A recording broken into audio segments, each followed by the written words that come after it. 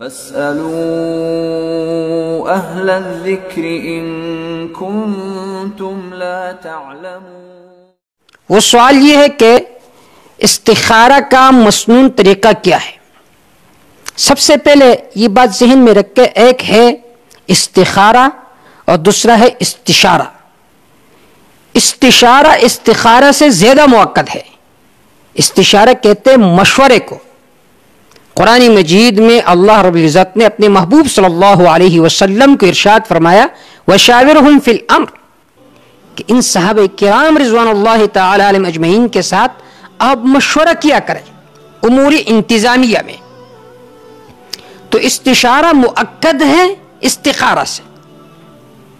اب ہمارے لوگ استشارہ کو زیادہ ترجیح نہیں دیتے بلکہ استخارہ کو زیادہ ترجیح دیتے ہیں، لیکن استخارہ اس کی بھی فضیلت ہے۔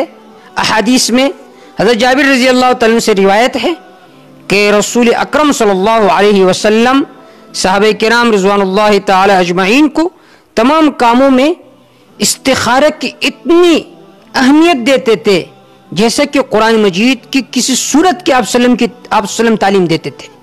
امام ترمذی رحمہ اللہ نے اس روایت کو نقل کیا ہے۔ اسی طرح ایک اور حدیث میں آپ وسلم نے فرمایا کہ اللہ تعالیٰ سے جو آدمی استخارہ نہیں کرتا یہ انسان کی بدبختی کی علامت ہے۔ مجموع الاسانید میں یہ روایت نقل ہے۔ اسی طرح ایک روایت میں ہے کہ آپ وسلم نے فرمایا جو آدمی اپنے معاملات میں استخارہ کرتا ہو وہ کبھی ناکام نہیں ہوگا، اور جو شخص اپنے کاموں میں مشورہ کرتا ہو اس کو کبھی شرمندگی کا سامنا نہ پڑے گا۔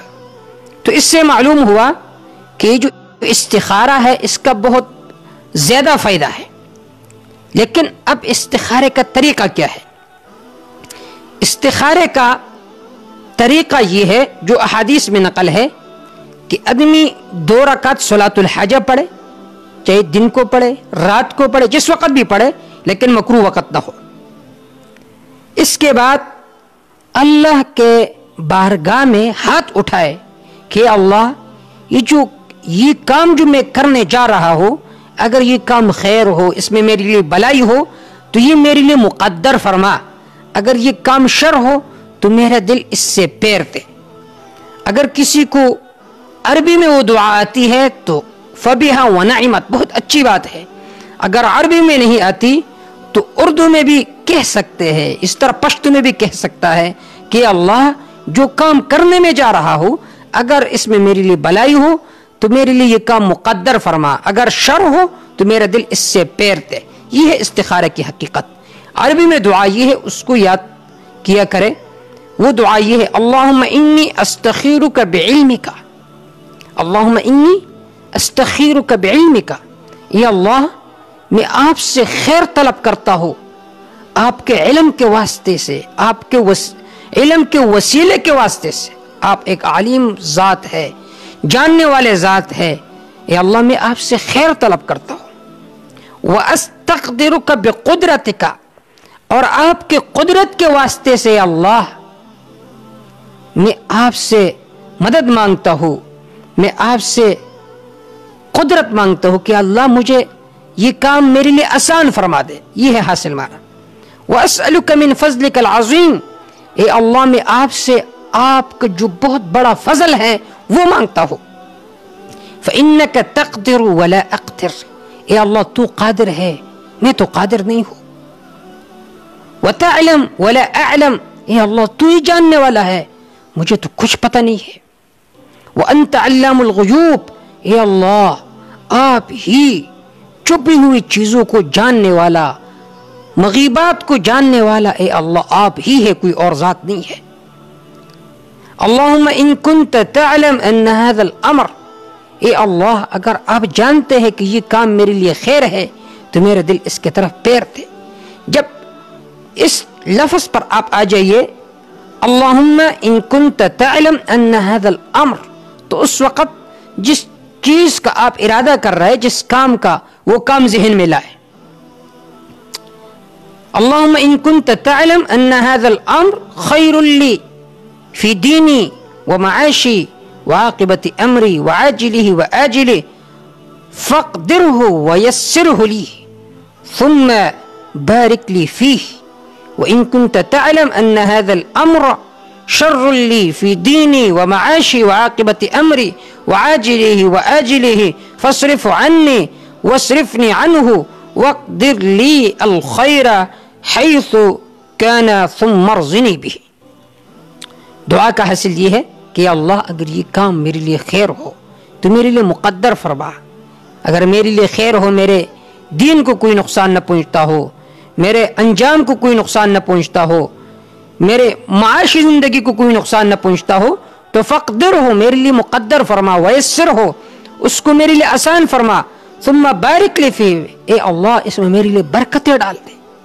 وَإِن كُنْتَ تَعْلَمْ أَنَّ هَذَا الْأَمْرَ، اگر تو جانتے کہ یہ کام میرے لیے شر ہے، فی دینی ومعاشی وعاقبت امری وعاجلی وآجلی، میرے دین کے لیے نقصان دہ ہے، میری معاشی زندگی کے لیے نقصان دہ ہے، تو فاصرف عنی، اس کو مجھ سے پیر دے اور میرے دل اس سے پیر دے اور میرے لیے اس کے بدلے میں ایک اچھا کام مقدر فرما دے۔ یہ ہے استخارے کا مسنون دعا۔ اتنی ہی حقیقت ہے استخارے کا کہ آدمی 2 رکعت نفل پڑھے، اس کے بعد یہ دعا پڑھے۔ اب ہمیں کیسے پتہ چلے گا کہ آپ نے جو دعا کی اللہ سے، یہ دعا آپ کی قبول ہو گئی یا نہیں؟ تو اس کی کئی علامات ہیں۔ سب سے پہلا علامت یہ ہے کہ دل کسی ایک بات پر مطمئن ہو جائے۔ آپ کا دل اگر ایک بات پر مطمئن ہو گیا تو فبیہا، اگر مطمئن نہیں ہوا تو بار بار استخارہ کریں، 7 مرتبہ آپ استخارہ کر سکتے ہیں تاکہ آپ کا دل کسی ایک جگہ کی طرف مائل ہو جائے۔ اور دوسرا فائدہ اس کا یہ ہے کہ جب آدمی استخارہ کرتا ہے تو جو اسباب ہوتے ہیں وہ میسر ہو جاتا ہے، اللہ تعالیٰ اس کے لیے ان اسباب میں برکت عطا فرماتے ہیں۔ اس کے ساتھ ایک اور بات ذہن میں رکھیں، اگر 1 مرتبہ آپ نے استخارہ کیا، 2 مرتبہ کیا، آپ کا دل کسی جہت کی طرف مطمئن نہیں ہوا، مائل نہیں ہوا، تو آپ پھر کسی سے مشورہ کریں۔ استخارہ پر تکیہ لگا کر کام کو چھوڑنا اور اپنے آپ کو اپنا ہمت ہارنا یہ بالکل جائز نہیں ہے، بلکہ آپ کسی سے مشورہ کریں۔ استشارہ بھی قرآن کا حکم ہے اور بار بار آپ استخارہ کریں۔ اب یہاں پر میں چند باتیں آپ کے سامنے ذکر کروں گا آخر میں۔ استخارہ سے متعلق بہت ساری غلط فہمی ہے۔ بعض لوگ ایسے ہوتے ہیں کہ جو دوسروں سے کہتے کہ میرے لیے استخارہ نکلواؤ۔ حضرت مولانا مفتی شفیع صاحب رحمہ اللہ وہ لکھتے ہیں کہ یہ جو دوسروں سے استخارہ کرایا جاتا ہے یہ کچھ نہیں ہے، یہ دوسروں سے استخارہ کرایا جاتا ہے یہ کچھ نہیں ہے۔ ہاں دوسروں سے کرا لینا گناہ تو نہیں، لیکن اس دعا کے الفاظ ایسے ہیں کہ خود کرنا چاہیے۔ یہ جو میں نے شروع میں الفاظ بتائے یہ ایسے ہیں کہ یہ خود کرنے کے ہوتے ہیں۔ آپ جب دوسرے سے کہتے ہیں کہ میرے لیے استخارہ نکلوائے تو وہ آپ کے دل کے تڑپ کو کہاں تک جانتا ہے، وہ آپ کے جو دل میں جو الفاظ ہے اس کی تعبیر نہیں کر سکتا، بخلاف اس کے کہ جب آپ خود دعا کرتے ہیں تو اس میں جو بکا ہوتا ہے، اس میں جو عاجزی ہوتی ہے وہ دوسروں کو حاصل نہیں ہوتی۔ اسی طرح بعض لوگ ایسے ہوتے ہیں کہ جو فون پر بتا دیتے ہیں اور ابجد کے حساب سے بتا دیتے ہیں۔ مثال کے طور پر وہ آپ سے پوچھیں گے کہ آپ کا نام کیا ہے، آپ اسے کہ میرا نام عثمان ہے، تو وہ ابجد کے حساب سے آپ کو بتائیں گے کہ یہ کام کرو یہ کام نہ کرو۔ یہ جو چیزیں ہے یہ بالکل شریعت کی جو ہدایات ہے اس کی بالکل خلاف ہے۔ بہت سارے لوگ ایسے ہیں جنہوں نے استخارہ کے نام سے دکانیں نکالی ہے، استخارے کا دکان باقاعدہ ٹیلی ویژن پر آتی ہے، عورتیں آتی ہے، لڑکی آتی ہے، کہتے ہیں کہ فلاں کام کا تم مجھ سے مانگو میں تمہارے لیے استخارہ کروں گا۔ بھائیو استخارے کی اصل حقیقت یہی ہے کہ آدمی دعا کرے، اے اللہ اگر یہ کام میرے لیے بہتر ہو تو میرا دل اس کی طرف پیر دے۔